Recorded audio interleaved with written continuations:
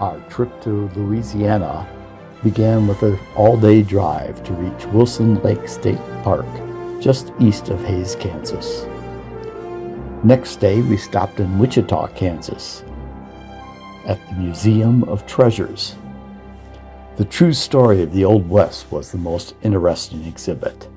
Movie westerns portrayed that bank robbers were common, but there were less than a dozen bank robberies in 15 western states from 1859 to 1900, over 40 years.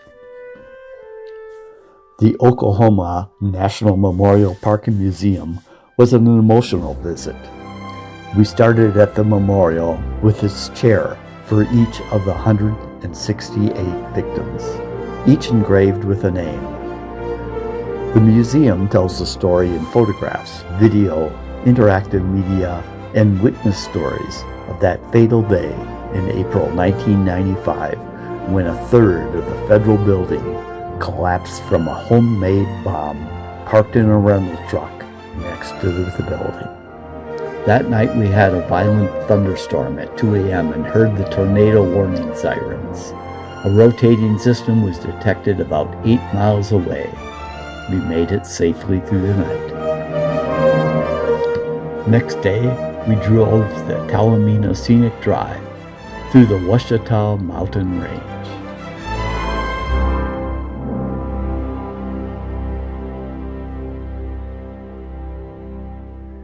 We stopped that night at Clear Spring Campground near Texarkana, Texas. We started in St. Martinsville at Louisiana's first state park, the Longfellow Evangeline Park, inspired by Longfellow's poem. We went into town and had lunch under the Evangeline Oak. Then we walked to St. Martinsville of Tours Church. The town was built on church land and paid rent to the church. In the afternoon, we visited the Rip Van Winkle Gardens.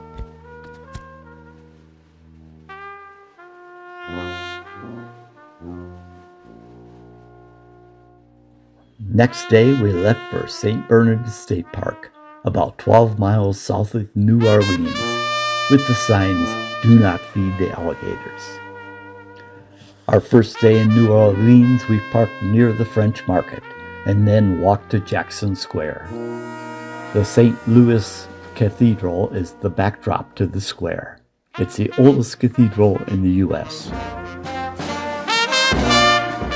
We stopped at the Café du Monde for the obligatory beignets and café au lait. I had to sneeze when I breathed in the powdered sugar accidentally. We then headed back to the Jazz Museum. We learned about the invention of the bass drum pedal in 1907. We also learned about Louis Armstrong playing trumpet when he attended the School for Waifs.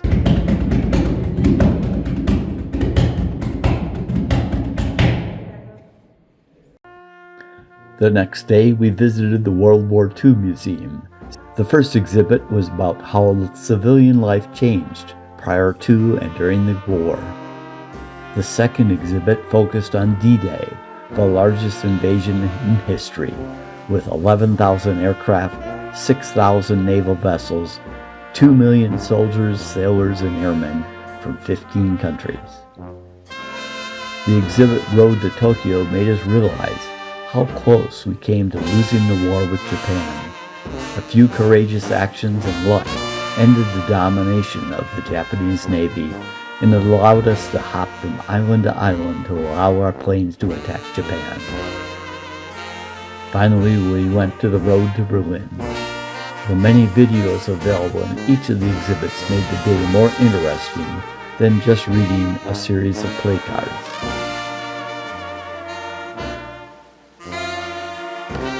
We traveled on to Montgomery, Alabama, camping in Gardner Hill Campground.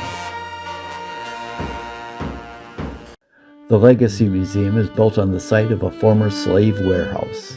It tells the story of blacks from enslavement to mass incarceration. It's quite an emotional experience as numerous stories are told via film, holograms, and placards. We then went to the Peace and Justice Memorial with its suspended tombstones, one for each county where there is a documented lynching. The 4,400 documented lynchings become much more visible as you take the 1-mile walk around the memorial. We left Montgomery to head to Natchez, Mississippi, when the temperature gauge started going crazy on our car. We needed a tow into Meridian, Mississippi with our car on the tow truck and our trailer pulled behind the tow truck. We traveled all the next day to St. Louis, Missouri. Here we visited Cahokia Mounds, the largest prehistoric Indian site north of Mexico. A city of 10 to 20,000 in the 13th century.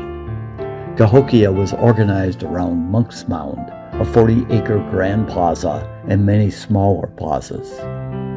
We then went on to visit the Missouri History Museum. Not a great museum, but the highlight was an exhibit on the 1904 World's Fair and another on the LGBTQ+ community. We left St. Louis and drove to New Salem State Historical Park, a recreation of the village where Abraham Lincoln spent 6 years in his mid-20s. He was a shopkeeper, surveyor, and postmaster. He also spent a lot of time reading, eventually becoming a lawyer. He left the town to become a state legislator, the start of his political career. On to the Octagon House in Waterton, Wisconsin. This house was built in 1854 by John Richards and has early forms of central heating, running water, and ventilation. We continued on to High Cliffs Park to start our visit with family in Appleton, Wisconsin, and Circle Pines, Minnesota.